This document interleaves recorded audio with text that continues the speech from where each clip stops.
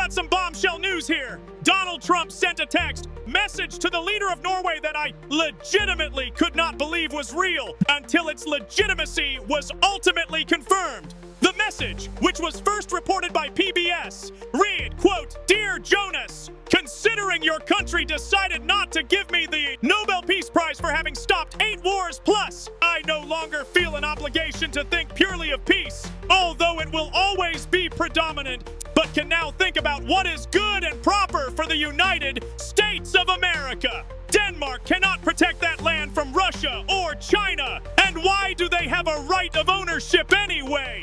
There are no written documents. It's only that a boat landed there hundreds of years ago. But we had boats landing there also.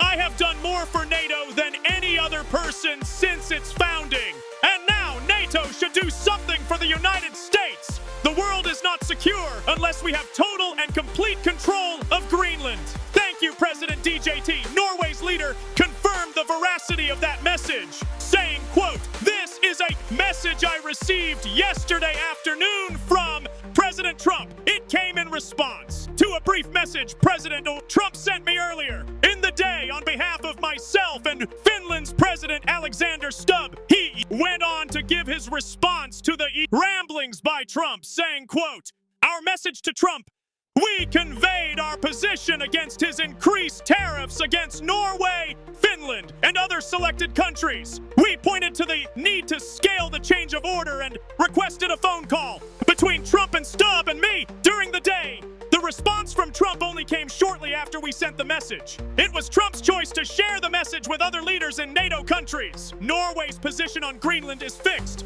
Greenland is part of the Kingdom of Denmark, and Norway fully supports the Kingdom of Denmark in this matter. We also support that NATO responsibly strengthens the work of security and stability in the Arctic. When it comes to the Nobel Peace Prize, I have repeatedly clearly explained to Trump what is well known, namely that it is an independent Nobel Committee and not the Norwegian government which distributes the prize. First off, let me say how utterly humiliating it is to be in a country presided over by a guy who is so self-important, so narcissistic, so megalomaniacal that he would throw a temper tantrum over the fact that he didn't get the Nobel Peace Prize, which he decided he was entitled to, because he is a spoiled man-child and used that as justification to blow up the entire post-war alliance responsible for the longest period of peace and prosperity in world history by trying to invade and annex an allied country. Trump's voters thought they were electing some populist champion who would look out for them. Instead, they ushered in King Joffrey. Also, for sake, no one is entitled to the Nobel Peace Prize. It is an honor to receive it. Arguably the greatest honor in the world, but no one should expect it, especially the guy who is right now deploying the U.S. military into American cities, be it in LA or Portland or Chicago or DC or Minneapolis. I mean, hell, Trump quite literally pre-cleared the ICE agent Jonathan Ross after he shot Renee Good, an unarmed mom of 3, and killed her. There won't even be an investigation, and Trump is cool with that. That's the guy who thinks that he's entitled to the Nobel Peace Prize. A prize, by the way, as was mentioned, that comes from a committee and not the government. Give me a break. Now here's Trump's rationale for all of this. Are you thinking of getting people in Greenland to get them on board with a possible U.S.? I'm not talking about money for Greenland yet. I might talk about that, but right now, we are going to do something on Greenland, whether they like it or not.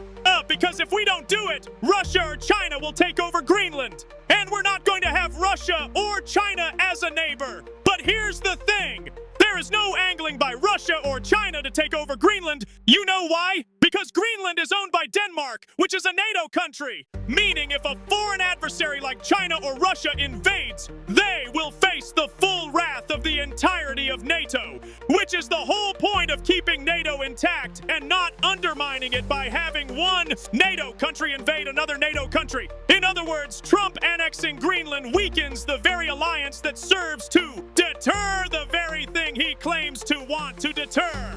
So the only thing making a Russia or China incursion more likely is Donald Trump himself. He is creating the exact problem that he claims to want to solve. In fact, here's China's response to all of this. Already clarified our positions on Greenland multiple times. The international law based on the purposes and principles of the UN Charter is the foundation of the existing international order. It must be safeguarded. We urge the U.S. side to stop using the so-called China threat to use as a pretext to gain selfish gains. Quote, stop using the so-called China threat as a pretext for its own selfish gains. And frankly, that's correct. Again, there is no China threat as it relates to Greenland because Greenland is safe. It is protected by NATO, the same alliance that Donald Trump is undermining right now. The only thing actually creating a so-called China threat is Donald Trump himself.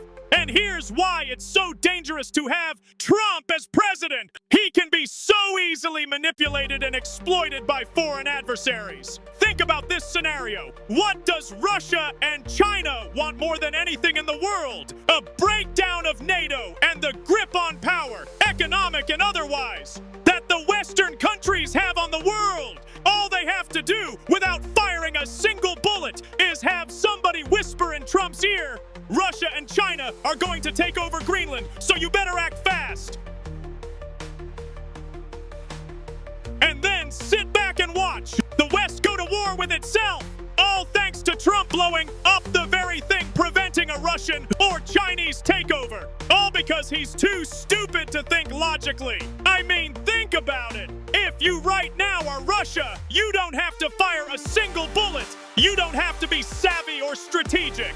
You just have to dangle a very basic lie in front of this. And he's so impulsive, so stupid, so self-obsessed that he takes the bait every single time. And now NATO is on the brink of collapse. All while the man-child in the Oval Office thinks he's a tough guy, saving the world when he is the exact thing the world needs saving from. Meanwhile, Russia and China are laughing all the way to the bank. They went from having NATO being the strongest it's ever been under Joe Biden, with even Finland and Sweden joining that alliance, to that alliance now being on the brink of collapse thanks to Trump, and Russia didn't have to lift a finger to get their useful idiot to do their bidding. Meanwhile, China is the biggest winner of all, because as we push all of our allies away on a daily basis, guess who fills the void? I mean, hell, just days ago, as the direct result of Trump's ongoing feud with Canada. Now, guess what they did? They opened up their entire market to Chinese EVs. China's strengths, for example, in electric vehicles are formidable. They're undeniable. These are the most affordable and energy efficient and innovative vehicles in the world. And for Canada to build our own competitive EV sector, we need to learn from, partner with, and access and build supply chains with China to help deliver on the full potential of these partnerships and to bring down costs for Canadians. We're going to start by allowing up to 49,000 Chinese electric vehicles into the Canadian market at the most favored nation tariff rate, which is 6.1%. That means it gets more difficult for American car manufacturers who produce EVs to compete. And that's just one item in one market in one country. Do you think threatening to invade a European ally is going to go unresponded to by the rest of Europe? The rest of the countries that have spending power, including Canada, our #1 trading partner is the EU. You think they have no financial leverage whatsoever? They do. And do not be surprised if and when they use it. If you were engineering a way for Russia and China to become ascendant and for the United States to lose ground, it would quite literally be no different from this. The reality is that if Donald Trump gets his way, the whole world becomes less safe, including and especially the United States. So I say this from a global perspective, a democratic perspective, small d democratic perspective, and a selfishly American perspective. Europe and our other allies need to step up and stop Trump's efforts. It is existential that he not succeed in blowing up the global world order.